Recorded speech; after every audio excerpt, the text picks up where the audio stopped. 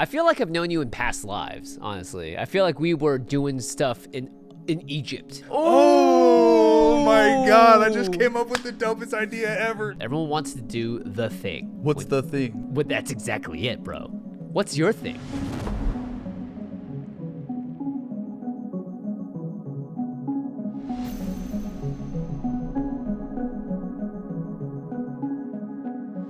Welcome back to another episode of the UNLMTD Podcast. Today, we have an especially special guest, my boy, Jimmy Wong, the actor, content creator, producer, MTG, GOAT, my boy, since way back when, Jimmy Wong. Hey, Cash. What's up, man? I've known this guy for so long, dude. I feel like I've known you in past lives, honestly. I feel like we were doing stuff in Egypt, you know what I mean? yeah. It was a much different time back when we met, bro. It's kind of because like very early and like even me playing ball and the very, very beginning of game nights. Well, it was like what, episode 5 I think I was on, or something 4 or 5. like that. It was 4 or really 5, really early. And it was cool too because I grew up in Seattle. We were playing for the Seahawks at the time, and so it just was this like cool like coalescing of all of these different things in my life. I was like, sick. This guy plays Magic. This guy is also an elite athlete, and we're playing Turn 3 Ugin. Oh yeah, that was the Turn 3 Ugin. Turn 3 Ugin, man. That's crazy. Dude, it's crazy to think like if I told my parents like, "Hey, mom, I'm gonna make videos about Magic the Gathering for the rest of my life."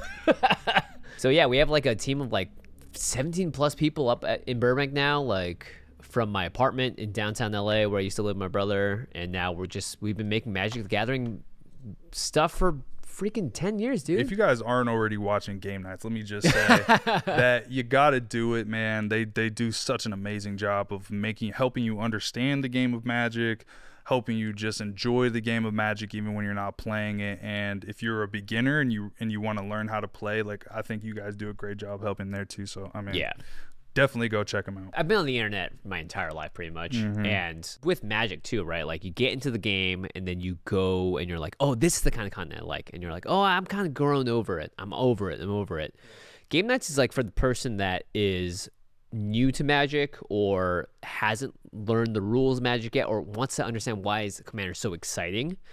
If you're like an old hat, you've played a billion games, game nights might not be what like exactly for you, but that's not the point, right?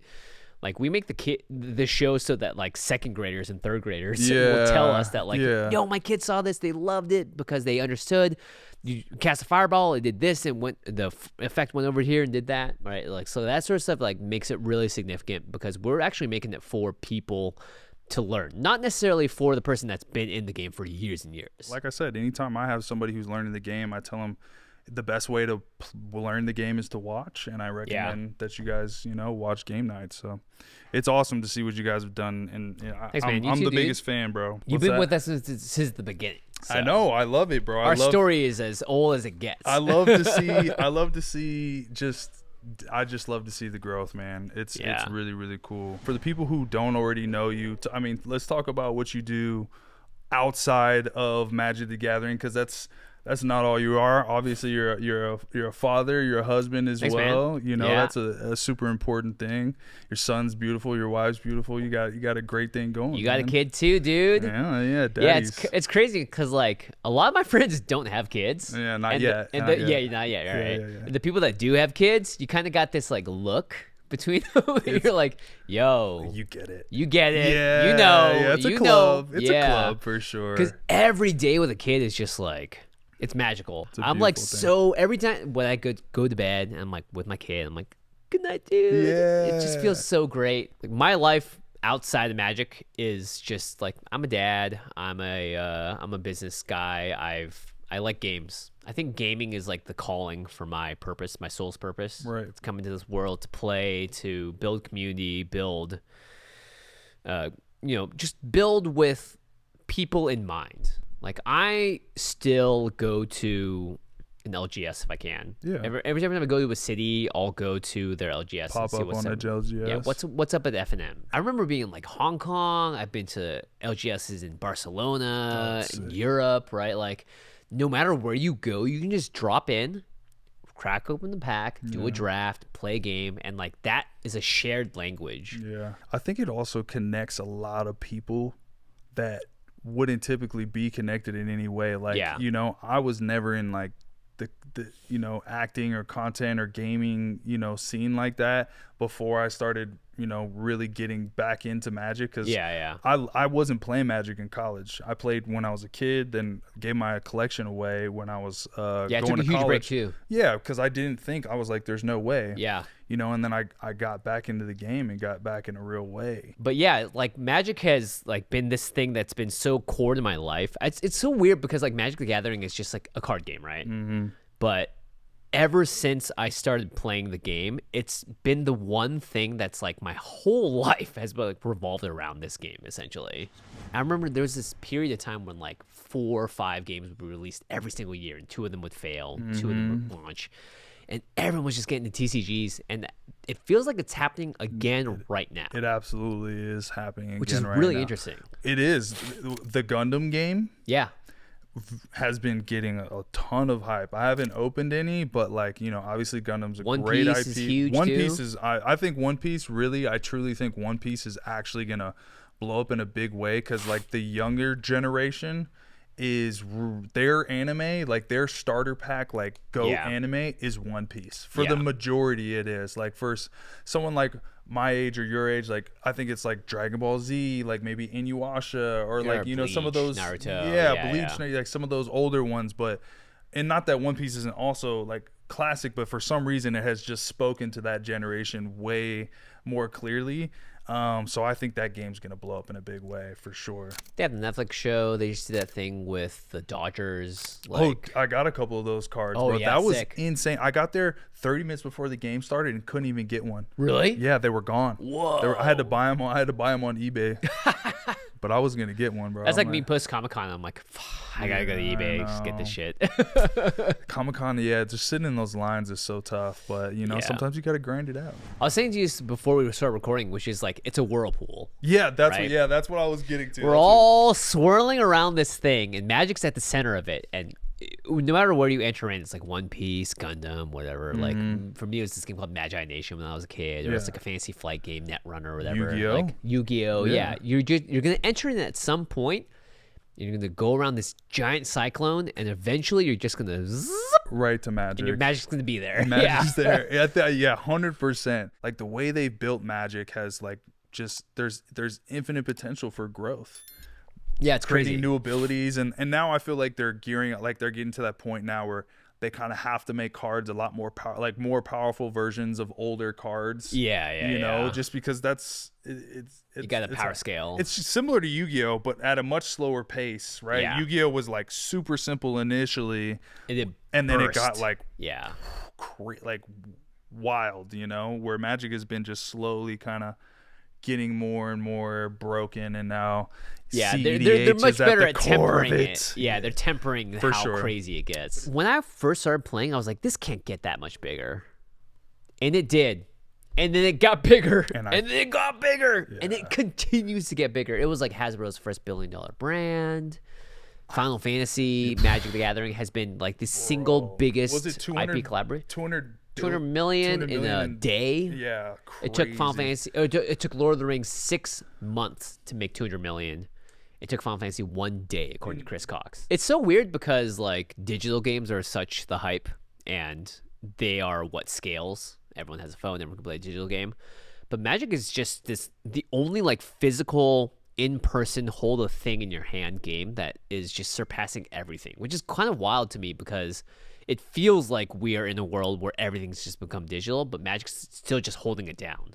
Like, hey guys, I'm physical and I'm gonna stay that way. Yeah. Well, I mean, you've got Arena. Yeah, so they've got huge. you can get that digital fix if you want to, which I think is great, and I know it's huge, and I'm sure that'll grow too.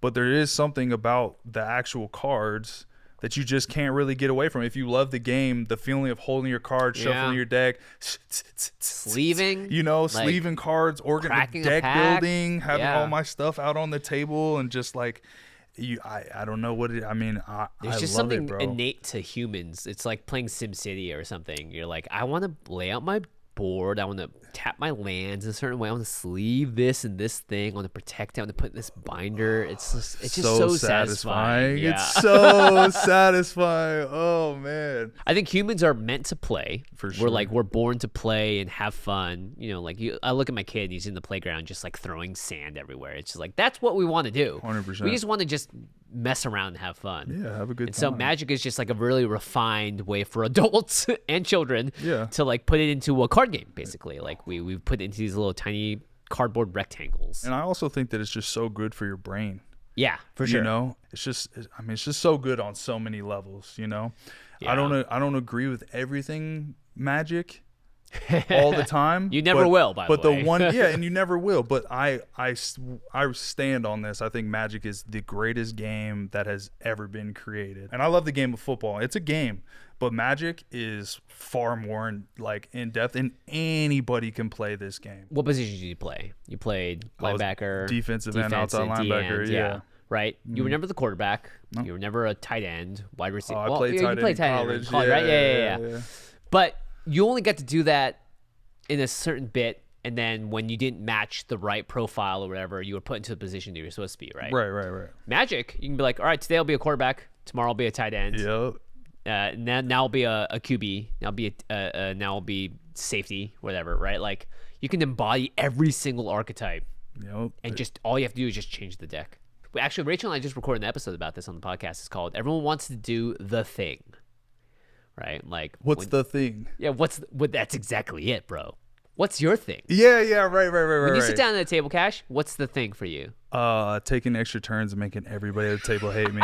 I just, I don't even have to play with you anymore, bro. That's what I just love it. I mean, Teferi, I want to stop you from doing anything that messes with me. If you try and touch me, I'm not gonna let it happen. Yeah. And I want to just play solitaire. My thing is just like, I want to like build my stupid little thing and then have it do crazy things and have everyone go, we need to delete you off the board.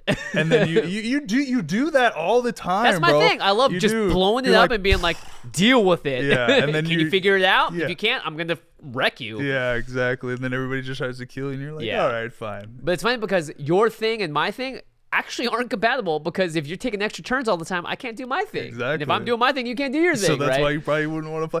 That's when I would not play that deck. I'd like play it, but that's the cool thing about CDH. It's only three or four or five turns. So like I played this deck, you recognize that you hate this deck, and I can switch. Let's talk a little bit more about like game nights. Yeah. Right. What are some of your favorite moments and favorite guests on the shows? Game Nights specifically has been going for like 8-9 years almost. I think we're up to like 80 something plus episodes. It's crazy. Game Nights Live is really special.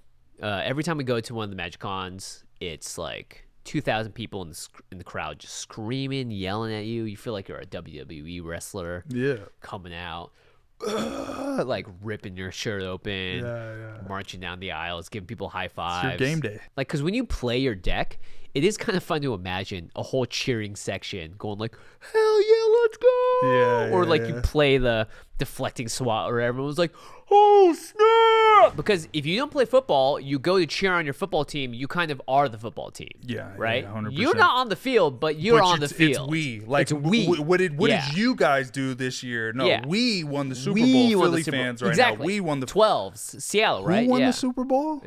You won the Super Bowl? You won a Super Bowl? That's crazy. Bro, you got there. You caught the pigskin. You won the Super Bowl. But that's what a fan is. And I think that's a beautiful thing. I love the fans. I've been lucky to play for a ton of great organizations, and fans are awesome. Yeah. But I still think it's nuts when they're like, it's we. Everybody's a fan of something, bro. Well, I would go to Comic-Con for like 6 years straight. I would sit outside, wait all night in line. Like, I'm no different than the person next to me. Like, I was just a fan of something, and I wanted to contribute to that experience.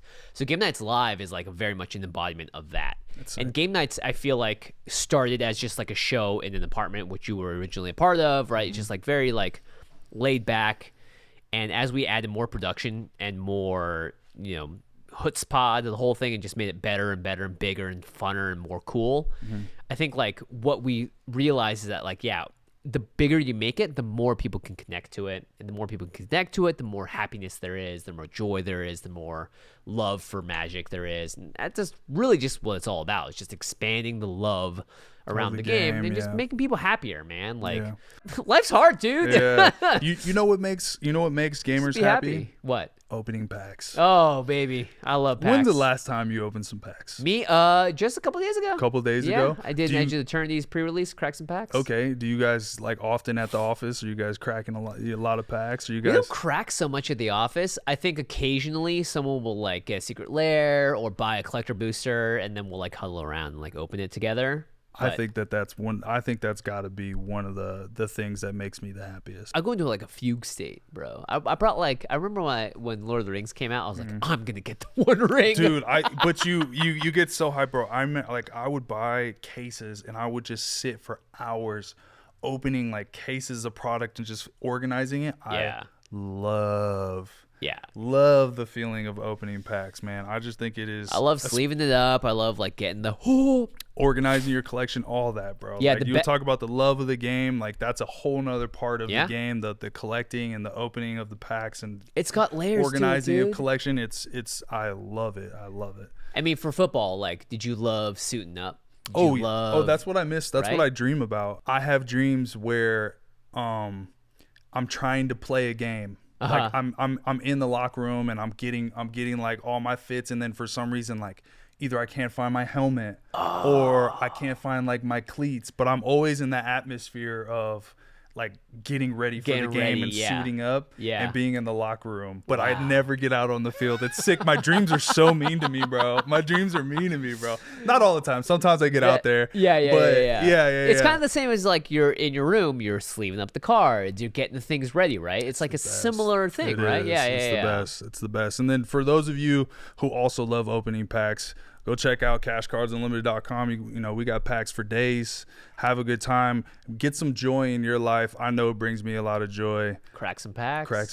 What's the new thing you guys are doing? Oh, the Relics Awaken. Oh, it's fun. The serialized cards, there's a ton of that, like dual lands, City of Trade, like all the just big juicy, like some big hits, bro. You know what I mean? Cards that are just special. Like I love, and you know, I especially love these types of cards. Like, you know, the reserve list, all the crazy foils. Totally. Like, you know, I think actually at the end of the episode, we're gonna finish it off by doing a pack battle with one of our $500 relics. So whoever wins keeps it all. Sure. You know what I'm saying? You can have it. No. I can't come take some cards from you guys. It's pure competition. All right, this is pure competition. Okay. I'll see you on the gridiron. It's your payment for coming out here. Okay. A 2-hour drive out here. You know what I'm saying? Yeah, I'll give you a sick AP next time I drop by, bro. Sick. Yeah. All right. Sounds good, I got a good collection. Yeah, I'm sure. Yeah, cracking packs. There's nothing better. I still sniff every pack I crack, dude. Isn't that weird, bro? It's not weird. It's weird. We are humans. We have senses. We need to smell things. But like, it's. I swear, a ton of people do it though. It's not. It's like. I used to smell the books I read when I grew up, dude. Okay. You know? Yeah. I get that. The smell of books, like a new book, does smell good. New book. Something like about through those the pages, packs, the smell and the sound, cardboard. It's sick. The pop. It's great. It's so good. I freaking love it, dude. It's so good. So I mean, to say the least, the future of Magic is looking really good.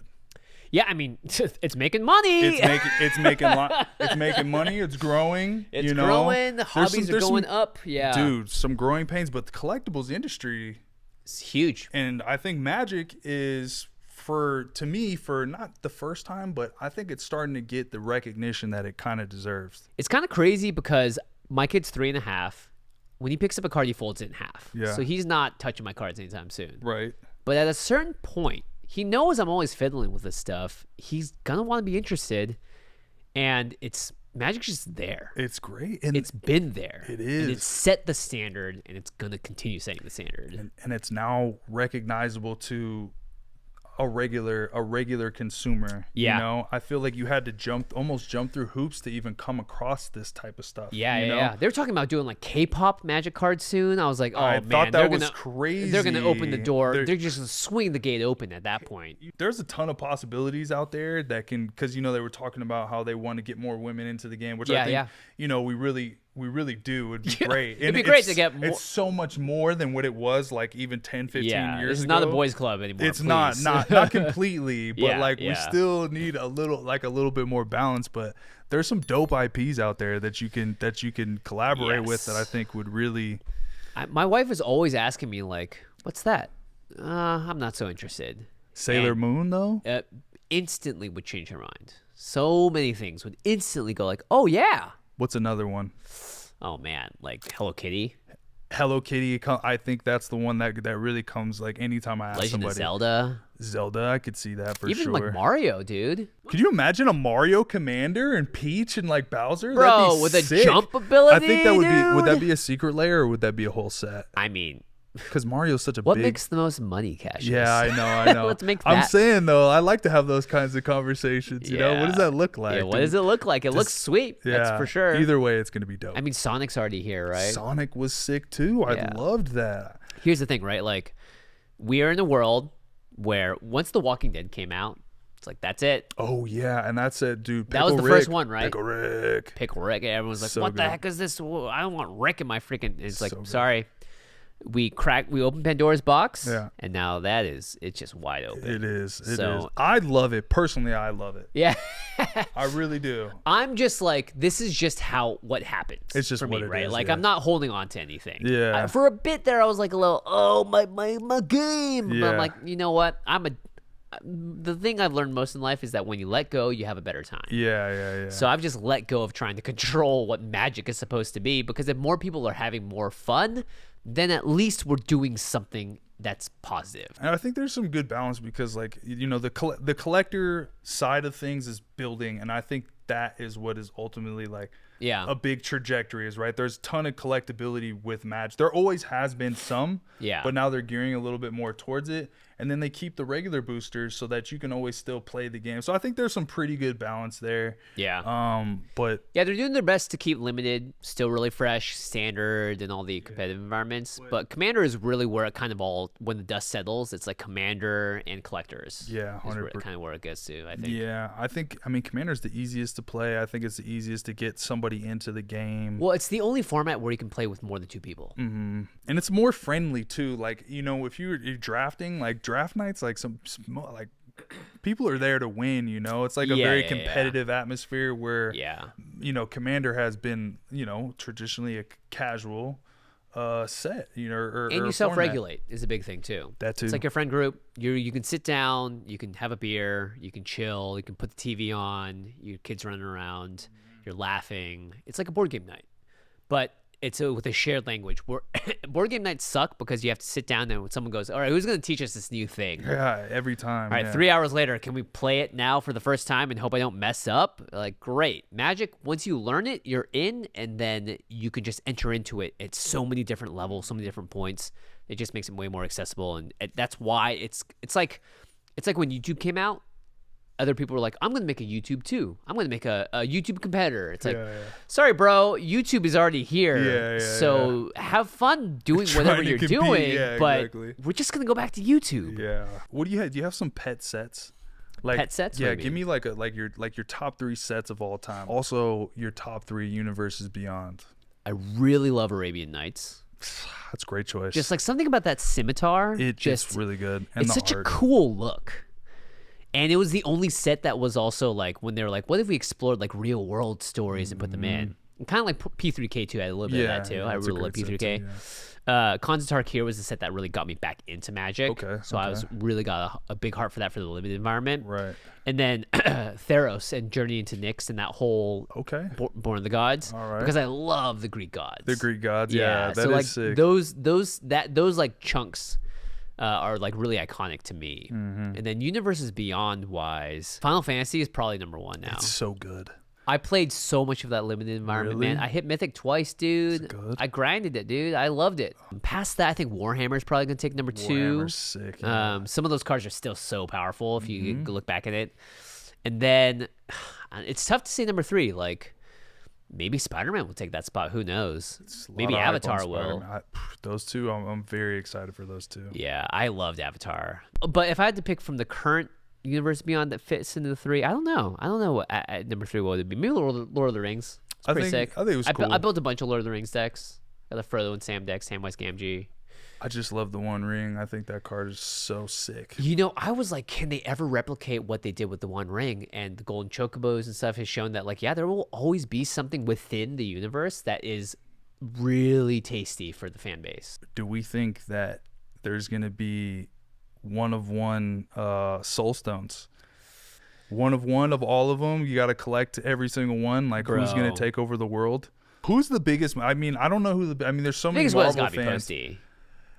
Marvel fan? Oh, Marvel. I don't think he's a Marvel fan. I mean, biggest like spender on Magic obviously would be Posty. He you know, got the One Maybe Ring. there is like a hidden Marvel whale. You know who I could see? Steve Aoki. Oh, Aoki has just recently got into Magic. Actually, really? They did a collaboration with another artist that's into the game. Oh, sick. And he was like, he's learning the game, but like Steve loves like superheroes. He loves X-Men. He loves the Star Wars and stuff. He could be the whale. I could see him being somebody that would look at that and go as an opportunity to collect something that nobody else would have, which I think would be similar situation. Like they obviously see that as something like everybody knows who has the One Ring. Everybody knows, and Posty probably loves that. Yeah, you know what I'm saying? Like I feel like the Infinity Gauntlet, it's almost, I think it's tighter. Yeah. And you got to collect what, six one-on-ones? And the Gauntlet card itself, right? There's got to be an Infinity Gauntlet card 100%. itself. And then they got to create, if you collect all of them, maybe like a gauntlet that's like fully gold with like real jewels. Ooh. Magic did that. Oh my God, this is marketing genius. Where you could, right like, now. Walk in Watsy, call me. I'm telling you. It's a slab that fits into a physical. Oh yeah, and then the gauntlet, you get the slab in there too. PSA slab with the 5. Oh my God, I just came up with the dopest idea ever. I see it rotating right now on the table. It's glimmering. My gosh, oh the my real gosh. gauntlet like that'd be so sick. Each of the soul stones. But you have to collect everything to get it from and like Watsy specially makes it. Yeah, they deliver it to you. Yeah. Josh Brolin comes to your house. Oh, you guys got to pop. Game night's got to pop up. They got to bring out the whole crew for this. Like that'd be like the coolest thing in like Magic history, bro. That'd be so sick. If there are one of one Infinity Stones, yes. How much do you think those sell for? Millie? I think each one, yeah. I don't think it's going to reach One Ring prices because the One Ring is a singular individually thing. No. Yeah, maybe it's like 800, 900. I think it'll go like $500,000, $750. Yeah. I think as they come out, they're going to get more and more expensive because they know people are going to get into it, and there's going to be a ton of hype, a lot of content being created. All the collectors in the world are going to be, would be, if this happens, would be like locked in on this. Or they would do serialized would be the other thing. Yeah. Like kind of they would like. Well, they could do the same thing what they did. Like I see them doing a similar thing with what they did with Lord of the Rings. Yeah, the Soul Rings. Where they have some other serialized stuff as well in the set, but yeah, I think that'd be crazy. Soul Stone, dude. Let's talk about a little bit more about Avatar and Spider-Man and like what you expect. Like obviously they've spoiled a bunch of stuff from Spider-Man. Yeah, we just filmed the Game Nights episode for it actually. Okay, so you got to play with some of the stuff that people haven't. It was sick. It's pretty sick, or what? Yeah, it was really powerful. Okay, yeah, I feel like when they do sets like these IPs and the cards they make from them aren't powerful, it makes me. Oh, it kind of hurts a little bit. I just don't. You want them to be powerful. They should be, right? Like a Spider-Man card's got to be so. It's an interesting design question, right? It has to be really powerful and flavorful at the same time, and not break it so hard that like Eternal formats go like, "Why'd you do that?" Man? You know? Yeah. Like Soulstone's a good example because it's like that, right? Like the one black one. Yeah. It's like a very powerful card.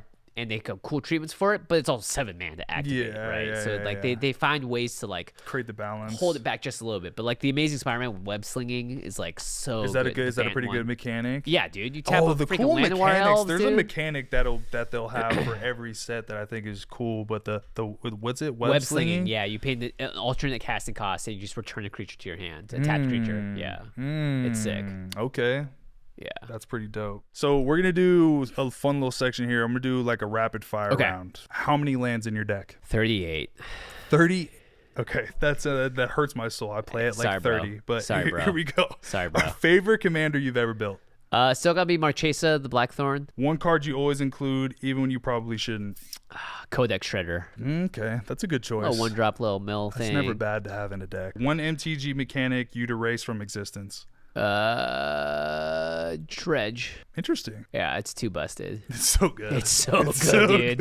It's that or Storm, right? Yeah, Like, it's really good. It's really good. Okay. Yeah. Dream MTG crossover that hasn't happened already. Easy. Legend of Zelda. Legend of Zelda. I would go nuts for a Zelda collab, bro. That would be hot. That's like my biggest game of all time. I love Zelda. Zelda's amazing IP too. Yeah, Yeah. I could see that. The Master Sword, dude.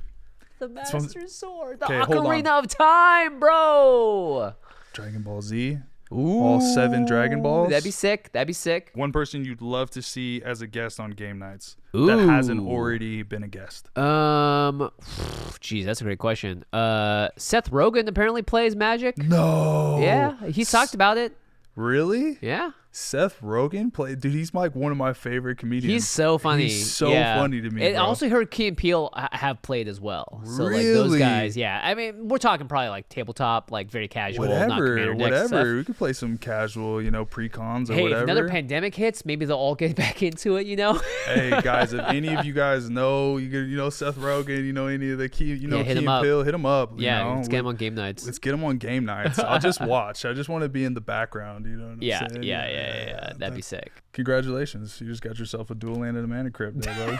Yeah, this useless mana crypt. No, What do we seriously, I do with this appreciate thing? you coming out, man. It means Appreciate a it. lot. Thanks, You bro. know what I'm saying? We've had a long journey, just Yeah, hanging out you've and been there playing since the Magic. beginning, man. Yeah. Since the very So, beginning. I'm grateful to have you on the podcast and appreciate you coming out, man. Happy to be here. Yep, Cash yep. Cards Unlimited, baby. Yeah. We'll have to have you back for some gameplay soon, man. Yeah, I know we got to get you out of here, and I'll bring a tuned up deck for that. Yeah. Yeah, We yeah. you gotta I'll bring bring some you gotta spice. bring the spice. You know how I get down. Nothing bro. weak for sure. Yeah, come prepared. Yeah. I love it. All right, brother. Well, I appreciate you, man. All right, see you guys. Yes, sir. All right, guys. So we just got done filming a podcast, and we end our podcast by doing a pack battle today. We're gonna open some Relics Awaken. Ooh.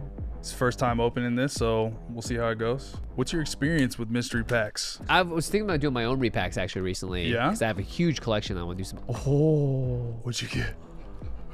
it's sick, bro. Oh no. It's sick. It's a good Okay. one. It's a good one. All right, say we flip one of them over at a Okay. time. Experiment Crage, etched foil. Zeator's Proving And Ground. is yours pretty good. Yeah, okay, not bad. Counterspell. Counterspell. Ooh, Rada Drabic of Urborg foil. Okay. Scrubland. Oh, you got a foil mana crypt, bro! Invention mana crypt! That's pretty crazy. Okay. I think that beats Scrubland, I'm pretty sure, right? I don't know. These dropped a lot, bro. Really? Because they're banned. Oh, they're banned. They're banned. I don't know. I mean, that's still sick. I got a Not Scrubland, though. This is sick. Dual When you land? flipped over that foil invention, though, I was like, what? bad. I didn't expect to see that. Holy I didn't expect to see cow, dude. that. Yeah, that's pretty good. That's pretty good. Wow. I don't know who the winner is. We'll have to do the price check, but that's pretty sick. That's sick. That's Look pretty at these sick. pulls, dude. You got to get one of these. Look at this. Masterpiece, freaking Mana Crypt, and a Scrublands. Those are some hits. If you are looking for Relics Awaken, all you have to do is go to cashcardsunlimited.com, or you can check it out in one of our TikTok streams. It's one of my favorite products. Go check it out. So we got Jimmy to sign 2 of the cards he pulled from the Relics Awaken. Got the Scrubland Counterspell, and I signed the cards that I pulled, this Mana Crypt and this nice little Triumph Land. If you guys want to win these, we're going to have 2 winners. All you have to do is subscribe to our YouTube channel, comment Jimmy Wong, and tag a friend.